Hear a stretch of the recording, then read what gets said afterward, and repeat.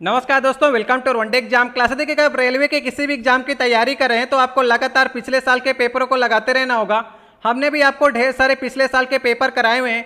अब आपके लिए रेलवे आरपीएफएसआई के 50 महत्वपूर्ण जीके के पिछले साल के प्रश्नों की सीरीज को स्टार्ट किया हुआ है। ये हमारा 14 नंबर वीडियो है। इसके पहले हमने आपको इसी प्रकार के 13 वीडियो कराए हुए हैं। आप लोग प्ले लिस्ट में जाकर के वहां पर से देख लीजिएगा।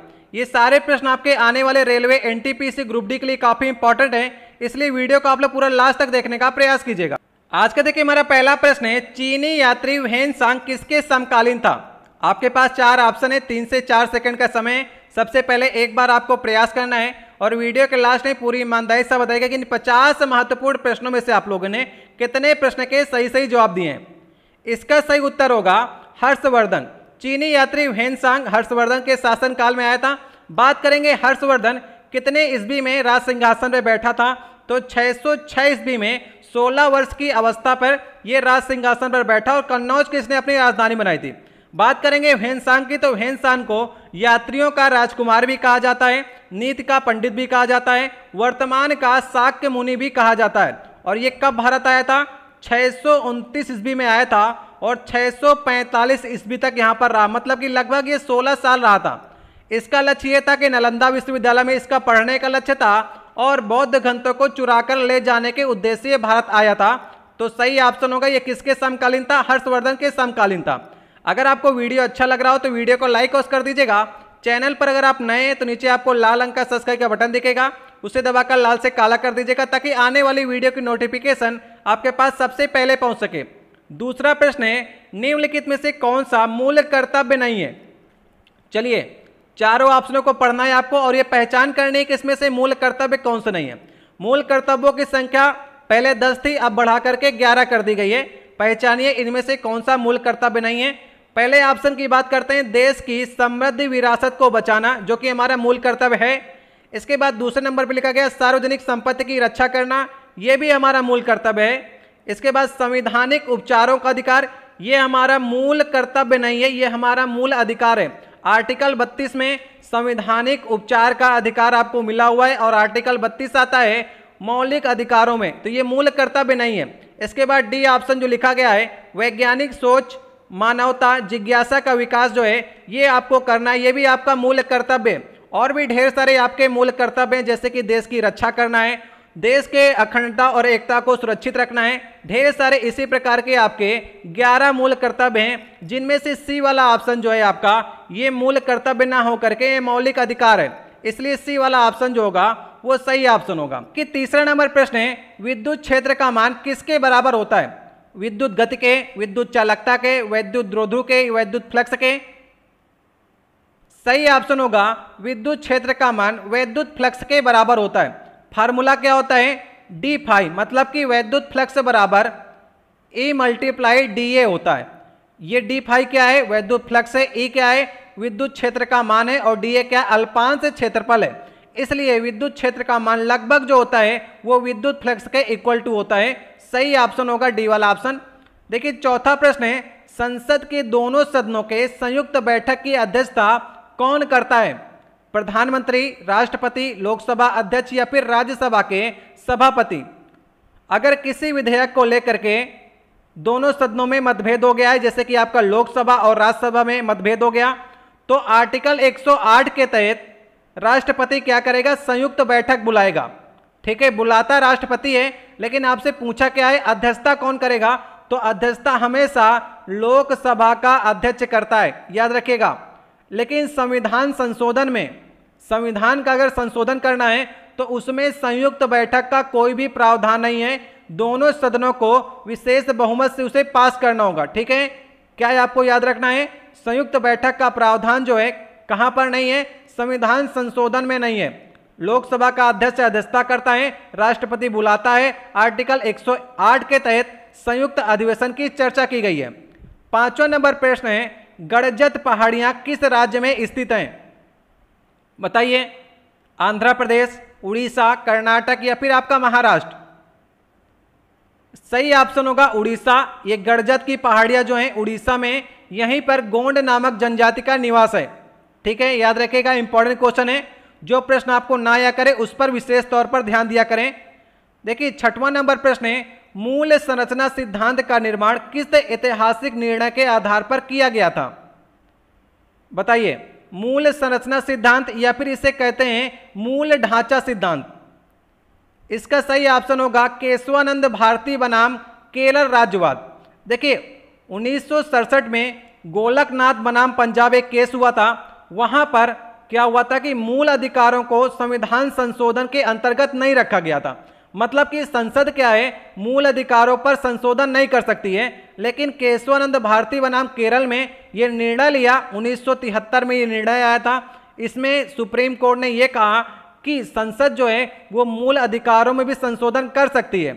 और मूल संरचना सिद्धांत क्या है, मूल ढांचा सिद्धांत क्या है, इसमें सुप्रीम कोर्ट ने यह भी माना कि प्रस्तावना जो है वो संविधान का अंग है और संसद जो है वो प्रस्तावना में भी क्या कर सकती है, संशोधन कर सकती है।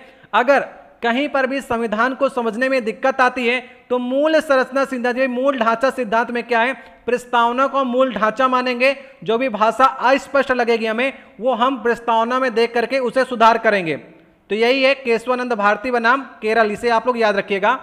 7वां नंबर प्रश्न है, किस वर्ष में ओलंपिक खेलों को अंतरराष्ट्रीय स्तर का दर्जा मिला?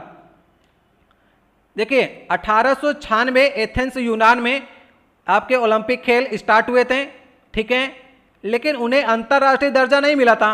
अंतरराष्ट्रीय दर्जा मतलब इसमें लोग क्या थे, मतलब देश क्या थे, पहले अच्छे तरह से इंटरेस्ट नहीं ले रहे थे, बाद में ज़्यादातर देश में इंटरेस्ट लेने लगे और 1908 में अंतरराष्ट्रीय का दर्जा मिला इसे, मतलब ढेर सारे देशों ने इसमें प्रतिभाग लिया। तो सही ऑप्शन होगा 1908। चलिए 8वां नंबर प्रश्न है, फार्मोसा जल संधि ताइवान को किससे अलग करती है? फार्मोसा जल संधि को हम लोग ताइवान जल संधि भी कहते हैं। अगर आपको फार्मोसा जल संधि नहीं मिलेगी तो वहां पर आपको ताइवान जल संधि मिलेगी। ये किसके किसके बीच में? ताइवान देश के बीच में है और मेनलैंड चीन के बीच में, ठीक है, चीन और ताइवान के बीच में है फार्मोसा जल संधि, या फिर ताइवान जल संधि जो है ताइवान और चीन के बीच में है। सही ऑप्शन होगा इसका ए वाला ऑप्शन। 9वां नंबर क्वेश्चन है, सतपुड़ा का सर्वोच्च शिखर क्या है? धूपगढ़, गुरु शिखर, पारसनाथ या फिर महेंद्रगिरी? गुरु शिखर तो आपको मालूम है आरावली का है। सतपुड़ा का आपसे पूछने का प्रयास किया है तो क्या ऑप्शन सही होगा? धूपगढ़ इसका सही ऑप्शन होगा। महेंद्रगिरी की बात करेंगे, ये पूर्वी घाट की उच्च चोटी है। देखिए 10वां नंबर प्रश्न है, किसी वस्तु पर गुरुत्वाकर्षण बल द्वारा आरोपित बल क्या कहलाता है? किसी वस्तु पर गुरुत्वाकर्षण द्वारा आरोपित बल क्या कहलाता है? सही ऑप्शन क्या होगा इसका? बी वाला ऑप्शन सही ऑप्शन होगा। ये कहना क्या चाह रहा है इसे समझने का प्रयास कीजिए। मान लीजिए आपका मास जो है वो m है और उस पर ग्रेविटेशनल फोर्स लग रहा है, मतलब कि गुरुत्वाकर्षण बल लग रहा है, तो मल्टीप्लाई जी के कर दीजिए। अब ये mg क्या होता है? mg आपका वेट होता है, भार होता है। तो सही ऑप्शन होगा बी वाला ऑप्शन। मान लीजिए आप कितने किलो के, आप अपना वेट बता रहे हैं कि हम जो हैं वो 60 kg के हैं और ग्रेविटेशनल फोर्स को मान लिया जाए कि वह 10 मीटर पर सेकेंड है। इस हिसाब से आपका मास जो होगा वो 6 kg का होगा। 6 kg मास पर ही गुरुत्वाकर्षण बल जो है वो 10 मीटर पर सेकेंड स्क्वायर लग रहा है, तब जाकर के आपका वेट जो है 60 kg हुआ। तो सही ऑप्शन क्या होगा इसका? बी वाला ऑप्शन जो होगा वो सही ऑप्शन होगा। चलिए 11 नंबर को पढ़ते हैं। दिए गए विकल्पों में रनिंग एंड चेजिंग किस खेल की अनूठी विशेषता है? बताइए, किस खेल में रनिंग एंड चेजिंग होता है? गोताखोरी में, गोल्फ में, खो खो में या फिर ब्रिज में? रनिंग एंड चेजिंग मतलब आप भागिए, आपको कोई पीछे से चेज करेगा। ऐसा आप खो खो में जानते होंगे। खो खो में क्या होता है, आप खो बोलते हैं तो एक दौड़ने लगता है, फिर आपको उसे पकड़ना होता है। आपने बचपन में स्कूल में खेला होगा। चलिए अब कंपटीशन लेवल क्वेश्चन ये है कि आपको ये बताना है कि खो खो में कितने खिलाड़ी होते हैं एक पक्ष में। कमेंट बॉक्स में इसका उत्तर लिखने का प्रयास कीजिएगा कि खो खो में एक पक्ष में कितने खिलाड़ी होते हैं। रनिंग एंड चेजिंग होती है खो खो में। 12 नंबर क्वेश्चन है, मंत्रिपरिषद की अधिकतम सीमा कौन से संविधान संशोधन अधिनियम के तहत तय की गई थी? चलिए 91 संविधान संशोधन, 97 संविधान संशोधन, 86 या फिर 99? सही ऑप्शन होगा इसका 91 संविधान संशोधन के तहत मंत्रिपरिषद की अधिकतम सीमा जो है वो 15% निश्चित की गई। ठीक है, 15% कैसे आपकी निश्चित की गई? मान लीजिए लोकसभा में सीटों की संख्या इस समय 545, तो 545 का 15% जो होंगे वो मंत्रिपरिषद होगी। ठीक है, ये लोकसभा की बात कर रहे हैं। और जैसे विधानसभा की बात करेंगे, अब यूपी में मान लीजिए 403 सीटें हैं, तो इसका 15% ही मंत्रिपरिषद या फिर मंत्रिपरिषद का गठन होगा। ये जो है मंत्रिपरिषद की अधिकतम सीमा जो है 91वें संविधान संशोधन में निश्चित की गई थी कि 15% से अधिक नहीं होगी। कब बनाया गया था ये? 2003 में 91वें संविधान संशोधन हुआ था। इंपॉर्टेंट संविधान संशोधन है, इसे याद रखने का प्रयास कीजिएगा। देखिए 13 नंबर क्वेश्चन है, कानून द्वारा स्थापित प्रक्रिया की अवधारणा किस संविधान से लिया गया है? या फिर आपके प्रश्न में यह भी पूछा जा सकता था कि विधि द्वारा स्थापित प्रक्रिया का प्रावधान हमने किस देश के संविधान से लिया है? संयुक्त राज्य अमेरिका के संविधान से, जापान की, या फिर ब्रिटेन के? सही ऑप्शन होगा जापान के संविधान से हमने कानून द्वारा स्थापित प्रक्रिया या फिर विधि द्वारा स्थापित प्रक्रिया को अपने संविधान के अंतर्गत लिया है। सही ऑप्शन होगा सी वाला ऑप्शन। सारे प्रश्न इंपॉर्टेंट हैं और एक कॉपी में नोट डाउन कर लीजिएगा जो भी प्रश्न इस समय आपको नहीं आ रहा है, और प्रयास करते चलिएगा। जो गलतियां आप यहां पर कर रहे हैं, मान लीजिए आपने ऑप्शन कोई दूसरा चूज किया और कोई दूसरा ऑप्शन सही होकर के यहां पर आ रहा है, तो उस पर विशेष तौर पर ध्यान दीजिएगा। एग्जाम पर जब आप बैठें तो आप ये गलती ना करें जो आप इस समय कर रहे हैं। यही मकसद होता हमारे पिछले साल के पेपरों को लगाने का। देखिए 14 नंबर प्रश्न है, शब्द प्राइमस इंटर पारेस निम्नलिखित में से किसे दर्शाता है? राष्ट्रपति को, गृह मंत्री को, प्रधानमंत्री को, या फिर कैबिनेट मंत्री को? आपको स्वयं समझना पड़ेगा कि प्रश्न आपसे पूछना क्या चाह रहा है। इसका अर्थ क्या होता है? प्राइमस इंटर पारेस का अर्थ होता है कि बराबरों में प्रथम, और बराबरों में प्रथम कौन होता है? प्रधानमंत्री होता है। जैसे एग्जाम्पल के तौर पर आप समझिए कि देखिए लोकसभा का जब इलेक्शन होता है तो सांसद जो होता है वो हमारा प्रधानमंत्री भी संसद का चुनाव जीत कर आता है, और सभी जितने भी कैंडिडेट होते हैं 545 कैंडिडेट, वो भी लोकसभा या फिर सांसद का चुनाव जीत कर आते हैं। लेकिन उसमें बहुमत दल के नेता को ही प्रधानमंत्री बनाया जाता है। तो बराबर के सभी लोग होते हैं, लेकिन उन बराबरों में से प्रथम जो होता है वो प्रधानमंत्री होता है। समझ गए आप? देखिए लोकसभा के सांसद तो सभी हैं, लेकिन उनमें से किसी एक कैंडिडेट को प्रधानमंत्री बनाया गया तो बराबर के सभी थे, लेकिन उनमें से प्रथम तो वो प्रधानमंत्री होता है। समझिएगा, बढ़िया क्वेश्चन है, काफी कम लोग इसको सही कर पाए होंगे। 15 नंबर क्वेश्चन है, संविधान की दी गई राज्य व्यवस्था की संघीय संरचना से संबंधित प्रावधान को किसके द्वारा संशोधित किया जा सकता है? फिर से समझिए प्रश्न को। संविधान की दी गई राज्य व्यवस्था की संघीय संरचना से संबंधित प्रावधान को किसके द्वारा संशोधित किया जा सकता है? सही ऑप्शन, चारों ऑप्शन को पढ़िए, बड़े बड़े ऑप्शन दिए गए हैं। सही ऑप्शन होगा सी वाला ऑप्शन। राज्यसभा के आधे सदस्यों की सहमति के साथ संसद का विशेष बहुमत, विशेष बहुमत जब भी आएगा तो 2/3 बहुमत होगा। संसद का विशेष बहुमत 2/3 बहुमत होता है। देखिए जो सदन से पास होगा उसके आधे सदस्यों की सहमति होगी। मान लीजिए राज्यसभा से पास हो रहा है तो उसके आधे सदस्यों की पहले सहमति होगी, फिर दोनों सदनों से, जो आपका राज्यसभा है, लोकसभा से है, उसमें से विशेष बहुमत से पास होना चाहिए, तभी आप जो है इसमें संशोधित कर सकते हैं। किसमें? राज्य व्यवस्था की संघीय संरचना पर। ठीक है, तो सही ऑप्शन होगा इसका सी वाला ऑप्शन। देखिए 16 नंबर प्रश्न है, तुलनात्मक लागत का सिद्धांत किसने दिया था? डेविड रिकार्डो ने, कार्ल मार्क्स ने, एडम स्मिथ ने, या फिर वेबर ने? सबसे पहले समझिए तुलनात्मक लागत का सिद्धांत आखिर होता क्या है। तुलनात्मक लागत का सिद्धांत एक या एक से अधिक देशों के बीच में विनिमय दर को स्थापित करना, उसे तुलनात्मक लागत का सिद्धांत कहते हैं। इसे डेविड रिकार्डो ने दिया था। सही ऑप्शन होगा ए वाला। इसे थोड़ा सा एग्जाम्पल के तौर पे आप लोग समझिए। हर देश जो होता है किसी न किसी चीज़ के उत्पादन में उसका उच्च स्थान होता है। मान लीजिए भारत का जो स्थान है वो गेहूं उत्पादन में उच्च स्थान है अन्य देशों की अपेक्षा। भारत 1 किलो जो गेहूं है वो 15 रुपए पर केजी के हिसाब से पैदावार कर लेता है। ये भारत की बात कर रहे हैं। अब बात करते हैं ब्रिटेन की। ब्रिटेन क्या करता है, कोई सूती वस्त्र का कपड़ा वो 5 रुपए में बना लेता है। ठीक है, तो सूती वस्त्र में इंग्लैंड का उच्च स्थान है, वहीं पर गेहूं उत्पादन में भारत का उच्च स्थान है।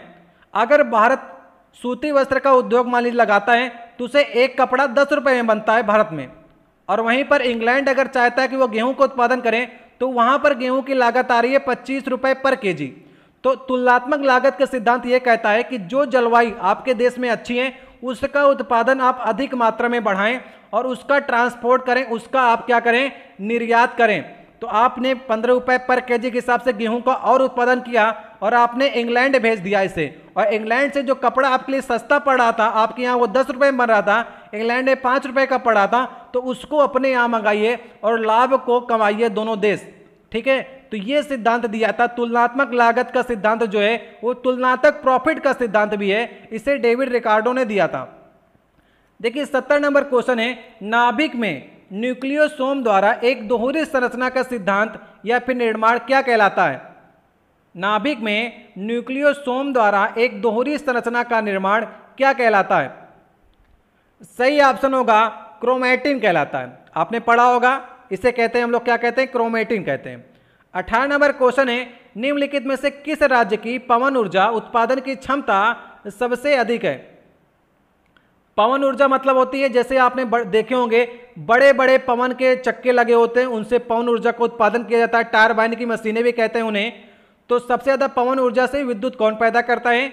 सही ऑप्शन होगा तमिलनाडु पैदा करता है। ए वाला ऑप्शन जो है इसका सही ऑप्शन है। देखिए 19 नंबर क्वेश्चन है, क्रिस्टलीय पदार्थ में परमाणुओं के आसपास अनियमित उपयुक्त अवस्था को किस रूप में जाना जाता है? कोई भी क्रिस्टलीय पदार्थ है और उसके जब परमाणु हैं वो अनियमित रूप से लगे हुए हैं, तो एक इसमें डिफेक्ट तो आ ही गया, तो उस डिफेक्ट का नाम आपसे पूछने का प्रयास किया है। सही ऑप्शन होगा इसका पॉइंट डिफेक्ट। पॉइंट डिफेक्ट में क्या होता है, क्रिस्टलीय अणुओं में अनियमित होते हैं उसके परमाणु, मतलब नियमित आकार से नहीं रखे होते हैं, कोई यहाँ पर है, कोई यहाँ पर है, कोई यहाँ पर है, इसलिए पॉइंट डिफेक्ट उसमें आ जाता है। सही ऑप्शन होगा डी वाला। 20 नंबर क्वेश्चन है, निम्नलिखित में से किस खेल में बाल्टिंग टेबल का उपयोग किया जाता है? चलिए अच्छा क्वेश्चन है, काफी कम लोग सही कर पाएंगे। जितना भी आपका स्कोर होता है उसे कमेंट बॉक्स में लिखने का प्रयास कीजिएगा। कितने आपको नए प्रश्न मिले उसे भी आप लोग बता सकते हैं, इसमें काफी ढेर सारे क्वेश्चन आपको नए मिलेंगे। देखिए बाल्टिंग टेबल कहाँ पर होती है? ये होती है जिम्नास्टिक में। जिम्नास्टिक दौड़ते हुए जिस टेबल से होकर के उछलते हैं ऊपर की ओर, इसमें स्प्रिंग लगी होती है, उसे कहते हैं बाल्टिंग टेबल कहते हैं। ठीक है, चलिए ओलंपिक में भारत की ओर से क्वालिफाई करने वाली पहले जिम्नास्ट का नाम बताइएगा। बता सकते हैं आप लोग? मैंने आपसे अभी दूसरा प्रश्न पूछा है, पहले मैंने आपसे पूछा था खो खो में एक पक्ष में कितने खिलाड़ी होते हैं, ये पूछा था। और दूसरा प्रश्न है, आप लोग कमेंट बॉक्स में उत्तर दीजिएगा कि ओलंपिक क्वालिफाई करने वाली पहली भारतीय जिम्नास्ट कौन थी। ये दोनों प्रश्न आपके एग्जाम में पूछे हुए क्वेश्चन है। 21 नंबर क्वेश्चन है, प्रसिद्ध आसफ जाही राजवंश किस क्षेत्रीय साम्राज्य से संबंधित है? बताइए, जो आसफ जाही राजवंश है ये किस क्षेत्रीय राजवंश से संबंधित है? हैदराबाद, त्रावणकोर, बंगाल या फिर मैसूर? सही ऑप्शन होगा हैदराबाद। हैदराबाद के जो अंतिम सुल्तान थे, आपको मालूम होगा पुलिस कार्रवाई द्वारा 1948 को हैदराबाद को भारत में मिला लिया गया। उस समय भी मीर उस्मान अली खान, जो कि आपके किस राजवंश के थे? आसफ जाही राजवंश के थे। ये आसफ जाही राजवंश के 7वें थे। आसफ जाही 7वां लगाता था ये अपने आगे, जिसका उर्फ नाम था या फिर दूसरा नाम था मीर उस्मान अली खान। ये सारे के सारे हैदराबाद के जो नवाब थे वो आसफ जाही राजवंश के ही थे। सही ऑप्शन होगा इसका ए वाला। 22 नंबर क्वेश्चन है, निम्नलिखित में से कौन सा राष्ट्रीय उद्यान कर्नाटक में नहीं है? नागरहोल, बांदीपुर, केबिल लेमजाऊ या फिर बेन्नूर घट्टा? सही ऑप्शन होगा केबिल लेमजाऊ। ये कहाँ है राष्ट्रीय उद्यान? आपका मणिपुर में पड़ता है। सही ऑप्शन क्या होगा? सी वाला ऑप्शन जो है वो सही ऑप्शन है। कि 23 नंबर क्वेश्चन है, भारत की पहली औद्योगिक नीति कब घोषित की गई थी? 1952, 1950, 1948 या फिर 1956? चलिए बताने का प्रयास कीजिए। पहली औद्योगिक नीति, सही ऑप्शन होगा 1948 में। केंद्रीय उद्योग मंत्री श्यामा प्रसाद मुखर्जी के द्वारा 6 अप्रैल 1948 में पहली औद्योगिक नीति की घोषणा की गई।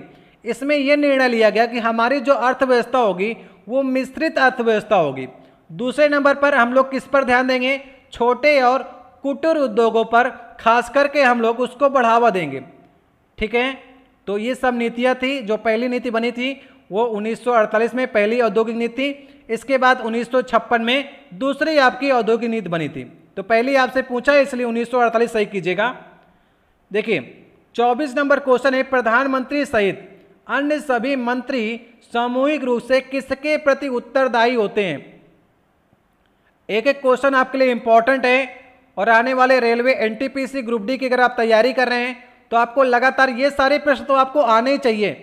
इनके अलावा भी आपको ढेर सारा पढ़ना है, कम से कम पिछले साल के पेपर तो आपको लगाना ही पड़ेंगे। तो प्रधानमंत्री और जो अन्य मंत्रिपरिषद होता है वो सिर्फ और सिर्फ लोकसभा के प्रति उत्तरदायी होता है।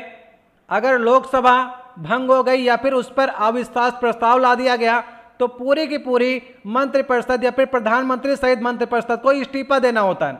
इसलिए जो लोकसभा के प्रति ये सामूहिक रूप से उत्तरदायी होते हैं। सही ऑप्शन कौन सा होगा, पहला वाला ऑप्शन सही ऑप्शन होगा। 25 नंबर क्वेश्चन है, रायबरेली के सैयद अहमद निम्नलिखित में से किस आंदोलन से जुड़े हुए थे। खास करके सैयद अहमद को सैयद अहमद बरेलवी के नाम से भी जाना जाता है क्योंकि ये रायबरेली के थे। ये किस आंदोलन से जुड़े हुए थे, मोपला, एका, बहावी या फिर कूका। चार ऑप्शन में चूज कीजिए।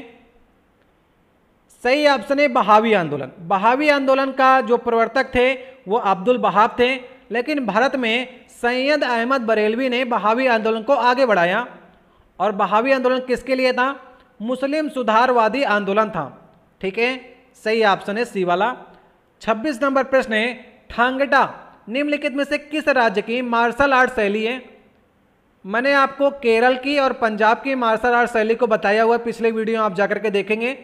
अब इस वीडियो में आपसे पूछा गया है कि ठांगटा किस राज्य की मार्शल आर्ट शैली है। मार्शल आर्ट एक प्रकार का युद्ध होता है, तो ये कहाँ की है, सही ऑप्शन होगा ये मणिपुर की है। ठीक है, कहाँ की है, मणिपुर की है ठांगटा। चलिए 27 नंबर क्वेश्चन है, हाइड्रोजन से नाइट्रोजन की अपक्रिया करा करके अमोनिया प्राप्त करने की विधि क्या कहलाती है। हैबर विधि से अमोनिया प्राप्त करना, कैल्गन विधि से, ऊष्माक्षेपी से या फिर ऊष्माशोषी से। हाइड्रोजन की नाइट्रोजन से क्रिया करानी है, मतलब कैसे होगी क्रिया, H2 प्लस N2 क्या बना रहा है आपसे, अमोनिया बना रहा है, मतलब कि NH3 बना रहा है। तो ये जो क्रिया होती है हैबर विधि से अमोनिया का निर्माण, इसमें क्या करते हैं H2 N2 को मिलाते हैं तो अमोनिया बन जाता है। और यहाँ पर एक उत्प्रेरक भी आपसे पूछा जाता है, कौन सा उत्प्रेरक यहाँ पर प्रयोग करते हैं, कमेंट बॉक्स में बताएंगे, मैं आपको बताने का प्रयास करूँ। मैंने आपसे 2 प्रश्न इसके पहले पूछे हैं। चलिए मैं इसको बता देता हूँ आपको। इसमें लौह चूर्ण उत्प्रेरक का प्रयोग करते हैं। Fe उत्प्रेरक होता है जो अपक्रिया को तेजी से गति प्रदान करता है। अब इसको आप क्या कहते हैं, बैलेंस करना है। बैलेंस करने के लिए N2 के N आप 2 यहाँ से मल्टीप्लाई कर देंगे तो यहाँ पर H हो गए 6, तो यहाँ पर आप 3 से मल्टीप्लाई कर दीजिए। तो ये पूरी रिएक्शन जो कहलाती है ये क्या कहलाती है, हैबर विधि से अमोनिया का निर्माण कहलाती है। 28 नंबर क्वेश्चन है, मानक मुद्रा के संदर्भ में अंकित मूल्य किसके बराबर होता है।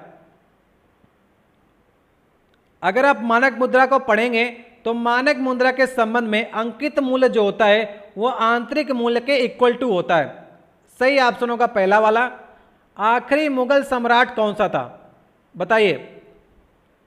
1857 की क्रांति के बाद में मुगल साम्राज्य का पद खत्म कर दिया गया था। तो आपसे पूछा जा रहा है कि आखिरी मुगल शासक कौन था।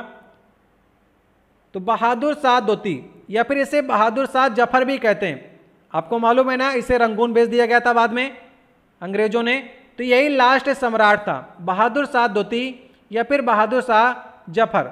चलिए 30 नंबर क्वेश्चन है, दिए गए विकल्पों में बैटन का उपयोग किस खेल में किया जाता है। बैटन आपने नया शब्द सुना होगा। सही ऑप्शन है रिले। रिले एक प्रकार की दौड़ होती है।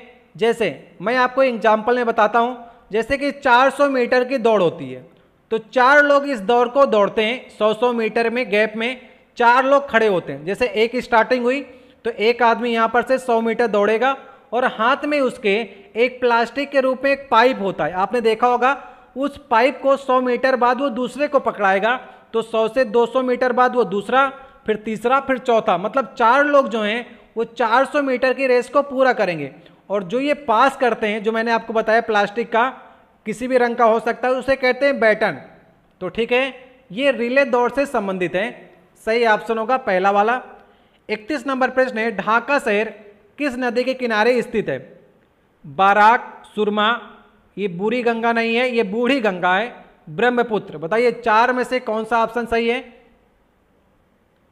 सही ऑप्शन होगा सी वाला ऑप्शन, बूढ़ी गंगा नदी। ठीक है, इसे सुधार कर लीजिएगा, बूढ़ी गंगा कहते हैं। ढाका शहर जो है ये बांग्लादेश है ना, उसकी राजधानी है ढाका, तो ये बूढ़ी गंगा नदी के किनारे स्थित है। 32 नंबर प्रश्न है, इनमें से कौन सा प्राथमिक क्षेत्र नहीं है? 3 क्षेत्र होते हैं, मैंने आपको बताया, काफी वीडियो में बार बार बताया है। एक आपका प्राथमिक क्षेत्र होता है, एक द्वितीयक क्षेत्र, एक तृतीयक क्षेत्र होता है। तो प्राथमिक क्षेत्र जो होता है वो जमीनी स्तर का क्षेत्र होता है जो उत्पादन करता है। जैसे कि मछली उद्योग जो है वो जमीनी स्तर का है, जमीन से इसका उत्पादन होता है। इसके बाद पशुपालन भी है, जमीन पर डिपेंड है ये। वानिकी मतलब वन लगाना भी जमीनी है। तो ये तीनों जो है प्राथमिक क्षेत्र के हैं। लेकिन मोटर वाहन जो है, मोटर वाहन एक द्वितीयक क्षेत्र मतलब विनिर्माण का क्षेत्र है।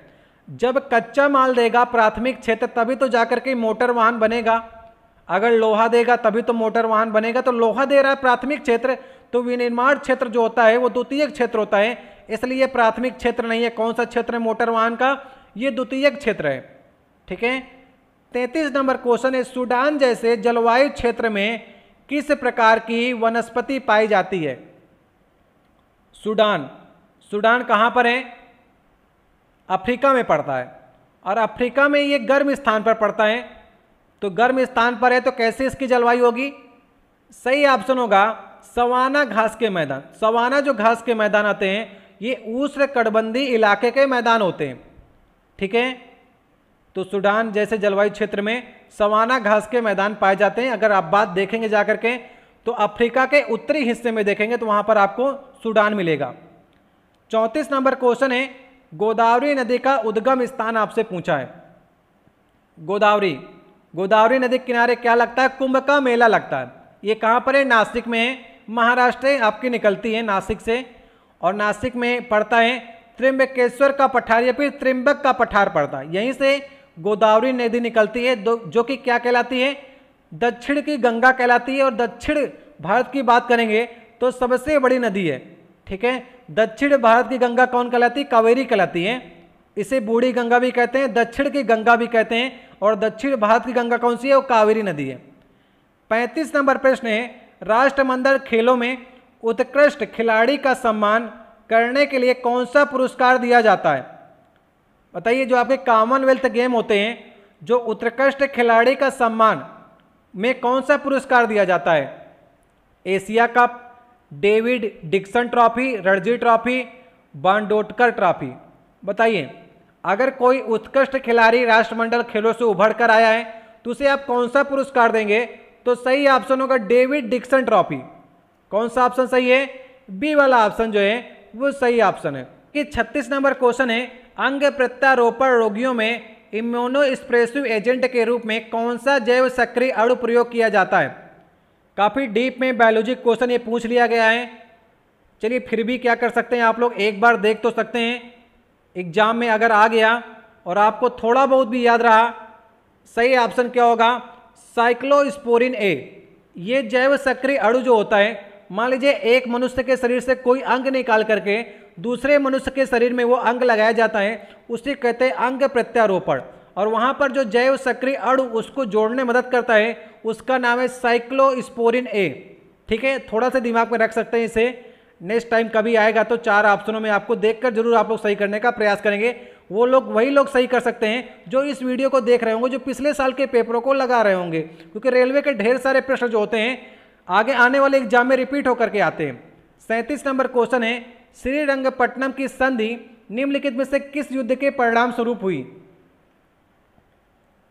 श्रीरंगपट्टनम की संधि ये हुई थी तृतीय आंग्ल मैसूर युद्ध में। तृतीय आंग्ल मैसूर युद्ध, चौथे वाले में तो टीपू सुल्तान मार दिया गया था, और तृतीय आंग्ल मैसूर युद्ध हुआ था 1792 में। उसके तहत श्रीरंगपट्टनम की संधि हुई, तब ये युद्ध समाप्त हुआ। इस संधि में क्या किया गया टीपू सुल्तान को अपना आधा राज्य जो था वो अंग्रेजों को देना पड़ा था, और साथ ही साथ युद्ध के हार जाने के रूप में उसे 3 करोड़ रुपए क्षतिपूर्ति राशि भी देनी पड़ी। जब तक उसने 3 करोड़ रुपए चुकाए नहीं, तब तक उसके दोनों पुत्रों को अंग्रेजों ने बंदी करा करके रखा हुआ था। तो ये किस युद्ध में था? ये तृतीय आंग्ल मैसूर युद्ध में था, जो कि श्रीरंगपट्टनम की संधि हुई थी। चौथे वाले में 1799 में टीपू सुल्तान मारा गया था। ठीक है, याद रखिएगा दोनों बातों को। देखिए 38 नंबर क्वेश्चन है, खारदुल्ला दर्रा भारत के किस राज्य में स्थित है? खारदुल्ला दर्रा उत्तराखंड, जम्मू कश्मीर, हिमाचल प्रदेश या फिर अरुणाचल प्रदेश? देखिए अभी तो जम्मू कश्मीर और लद्दाख अलग अलग हो गए हैं, तो खारदुल्ला दर्रा जो है वो लद्दाख में पड़ता है। लेकिन सही ऑप्शन क्या होगा? जम्मू कश्मीर। ये जम्मू कश्मीर पहले एक में था, अब ये अगर ऑप्शन में आपके देगा तो लद्दाख देगा। ठीक है, अभी तो आपको जम्मू कश्मीर ही सही करना है। 39 नंबर क्वेश्चन है, निम्नलिखित में से कौन सा अतिरिक्त क्षेत्रीय कानून बना सकता है? कोई भी अतिरिक्त क्षेत्रीय कानून कौन बना सकता है? संसद, राष्ट्रपति, गृह मंत्री या फिर प्रधानमंत्री? सही ऑप्शन होगा संसद कोई भी अतिरिक्त क्षेत्रीय कानून को बना सकती है। कि 40 नंबर प्रश्न है, यदि राष्ट्रीय आपातकाल के कारण लोकसभा की अवधि बढ़ा दी जाती है और जब आपातकाल समाप्त हो जाता है तो बढ़ी हुई अवधि कितने समय तक रहेगी? 3 महीने, 6 महीने, 2 महीने या फिर 1 साल? आपको मालूम है इंदिरा गांधी के शासनकाल में 1971 से लेकर के 1977 तक शासनकाल चला था, मतलब कि 2 बार 1-1 साल का शासन बढ़ाया गया था लोकसभा का, और आपातकाल समाप्त हो जाएगा तो बढ़ी हुई अवधि जो होगी वो 6 महीने तक रहेगी। इसलिए सही ऑप्शन होगा बी वाला। 41 नंबर प्रश्न है, सहायक संधि का सिद्धांत किस गवर्नर जनरल से संबंधित है? Lord Dalhousie, Lord Cornwallis, Lord Hasting या फिर लॉर्ड वेलेजली? सहायक संधि की बात करेगा तो सही ऑप्शन होगा लॉर्ड वेलेजली। 42 नंबर क्वेश्चन है, चिश्ती, सुहरावर्दी और फिरदौसी जैसे शब्द निम्नलिखित में से किस धर्म से संबंधित हैं? नाथपंथी, इस्लाम, वैष्णव या फिर सूफी? इसमें कुछ लोग इस्लाम को सही करने का प्रयास करते हैं, जबकि चिश्ती जो संप्रदाय था उसे सूफी संतों ने चालू किया था। ठीक है, ख्वाजा मोइनुद्दीन चिश्ती ने सूफी धर्म जो था चिश्ती सिलसिले की शुरुआत की थी। इसे याद रखिएगा, इसका जो सेंटर था वो अजमेर था, वहीं पर दरगाह है ना ख्वाजा मोइनुद्दीन चिश्ती की। याद रखिएगा ये सूफी संप्रदाय से संबंधित है ये शब्द, चिश्ती, सुहरावर्दी और फिरदौसी। 43 नंबर क्वेश्चन है, गोबी रेगिस्तान निम्नलिखित में से किस देश में पाया जाता है? एशिया का सबसे बड़ा रेगिस्तान है गोबी रेगिस्तान, जो कि पड़ता है आपका मंगोलिया में। याद रखिएगा मंगोलिया में गोबी रेगिस्तान है, एशिया का सबसे बड़ा रेगिस्तान है। चलिए, आपने अगर लगातार रेलवे के सेट देखे होंगे, जो मैंने आपको अभी तक इसके पहले 13 सेट करा चुका हूं रेलवे आरपीएफ एसआई के लिए, और उसके एक प्रश्न आया था, उसका जवाब आप लोग दीजिएगा कि विश्व का सबसे शुष्क मरुस्थल कौन सा है? प्रश्न को ध्यान से पढ़िएगा, विश्व का सबसे शुष्क मरुस्थल कौन सा है? कमेंट बॉक्स में इसका उत्तर देने का प्रयास कीजिएगा। चलिए नेक्स्ट क्वेश्चन है 44 नंबर, निम्नलिखित में से कौन सा विकल्प क्रिकेट से संबंधित नहीं है? Free hit, gambit, of drive, silly point? Free hit तो क्रिकेट से संबंधित है, जब नो गेंद फेंक दी जाती है तो फ्री हिट मिलती है ना। ऑफ ड्राइव भी है, सिली पॉइंट भी लगाते हैं। गैम्बिट नहीं है, गैम्बिट जो है ये चेस का शब्द है, चेस की चाल होती है गैम्बिट। तो किस संबंधित है? ये चेस से संबंधित है, क्रिकेट से संबंधित नहीं है। 45 नंबर क्वेश्चन है, कौन सा चुंबक कक्षीय तापमान पर लंबी अवधि के लिए लौह चुंबकीय गुण को बरकरार रखता है? चुंबक जो होता है अगर अस्थायी है तो वो क्या होगा? जैसे ही आप उसे टेम्परेचर देंगे तो चुंबक का चुंबकत्व जो होता है खत्म हो जाता है, लेकिन जो स्थायी चुंबक होगा वो कक्षीय तापमान पर लंबी अवधि के बाद भी लौह चुंबकीय गुण को नहीं छोड़ता है, बरकरार रखता है। और अस्थायी चुंबक जो होते हैं अगर उसमें विद्युत धारा का प्रवाह खत्म कर दिए या थोड़ा सा टेम्परेचर दे दिए तो अपने लौह चुंबकीय गुण को त्याग देता है। 46 नंबर क्वेश्चन है, निम्नलिखित में से किस साम्राज्य का कोकई में अपना निजी बंदरगाह था? कोकोई को और भी लिखते हैं किस प्रकार से? कोलकोई भी लिखते हैं, कोलकाई कहते हैं। और ये जो राजधानी थी किसकी राजधानी थी? पांड्य, पल्लव, चोल या फिर चेर? चार ऑप्शन है। सही ऑप्शन होगा पांड्य। पांड्यों की पहली राजधानी जो थी वो कोकोई या फिर कोलकाई भी आता है। बाद में इसकी पांड्यों की राजधानी बनी क्या? मदुरई बनी थी। पहले जो थी यही इसकी तटीय राजधानी थी।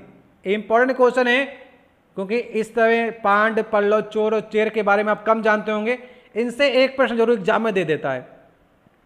47 नंबर क्वेश्चन है, आमतौर पर द्विबीजपत्री पौधों की पत्तियां में किस प्रकार की सिरा रचना पाई जाती है?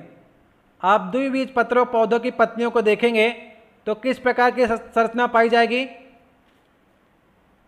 सही ऑप्शन होगा जाल वाली सिरा रचना। जाल वाली सिरा रचना जो पाई जाएगी वो द्विबीज पौधों में पाई जाती है। देखिए 48 नंबर क्वेश्चन है, निम्नलिखित में से अविकसित अर्थव्यवस्था की क्या विशेषता है? कृषि प्रधानता, कालाबाजारी का अत्यधिक प्रयोग, कम जनसंख्या दबाव या फिर विकसित मुद्रा बाजार। देखिए भारत की जो अर्थव्यवस्था थी पहले अविकसित थी, अब क्या है? अब विकासशील है। पहले भारत एक कृषि प्रधान देश था, लेकिन अब देख रहे हैं जीडीपी में जो कृषि का योगदान है वो काफ़ी कम है। प्राथमिक क्षेत्र के अलावा द्वितीयक क्षेत्र और तृतीयक क्षेत्र का योगदान जीडीपी में ज़्यादा है। इसलिए भारत जो है अब जो है वो विकासशील देशों की श्रेणी में आ रहा है। जो जिस देश में कृषि प्रधानता होगी उस देश की अर्थव्यवस्था जो होगी वो अविकसित होगी, क्योंकि सीमित क्षेत्र होगा, जितना पैदा करेंगे उतना खाएंगे और उसी पर रहेंगे। तो ये कृषि प्रधानता में अविकसित अर्थव्यवस्था होती है। 49 नंबर क्वेश्चन है, बनारस में केंद्रीय हिंदू कॉलेज की नींव किसने रखी थी? नींव की बात किया है आपसे, सरोजनी नायडू, ब्लावास्की, मदन मोहन मालवीय या फिर एनी बेसेंट। सही ऑप्शन होगा एनी बेसेंट। एनी बेसेंट ने नींव रखी थी, लेकिन बात करेंगे 1916 में मदन मोहन मालवीय ने इसे और नाम दिया, काशी हिंदू विश्वविद्यालय का नाम दिया। किसने? मदन मोहन मालवीय ने। एनी बेसेंट ने इसका नाम दिया था सेंट्रल हिंदू कॉलेज, उसकी नींव रखी थी। बाद में मदन मोहन मालवीय का नाम आता है बनारस हिंदू विश्वविद्यालय के निर्माण में। देखिए 50 नंबर क्वेश्चन है, आज का लास्ट क्वेश्चन है, शरीर की कौन सी ऊर्जा अपने स्थिति या क्षेत्र के कारण काम करने की क्षमता विकसित करती है? अब केंद्रीय ऊर्जा, संश्लेषित ऊर्जा, स्थिर ऊर्जा या फिर गतिज ऊर्जा। देखिए प्रश्न में उत्तर छुपा है। प्रश्न में कहा है कौन सी ऊर्जा अपनी स्थिति कारण, अपनी स्थिति कारण होगी स्थिर ऊर्जा। मान लीजिए आप बैठे हुए हैं, कोई काम करने गए, आप तुरंत काम कर दिए, तो मतलब आपके अंदर पोटेंशियल एनर्जी थी, उस एनर्जी से ही आपने तो कोई काम किया ना, तो स्थिर ऊर्जा आपके अंदर थी। तो सही ऑप्शन होगा सी वाला। ये हमारी 50 महत्वपूर्ण जीके के पिछले साल के रेलवे के आरपीएफ प्रश्नों की सीरीज मैंने आपको कराई है। ये हमारा 14 नंबर वीडियो था। इसके पहले मैंने आपको 13 वीडियो कराए हुए हैं। अगर आप रेलवे एनटीपीसी ग्रुप डी की तैयारी कर रहे हैं तो ये सारे के सारे प्रश्न आपको देखने होंगे, और आप पेपर देने जाएंगे और इस सीरीज से प्रश्न ना आए ऐसा हो नहीं सकता है, क्योंकि रेलवे अपने पिछले साल के पेपरों से क्वेश्चन अवश्य पूछने का प्रयास करता है अपने नए वाले एग्जाम में।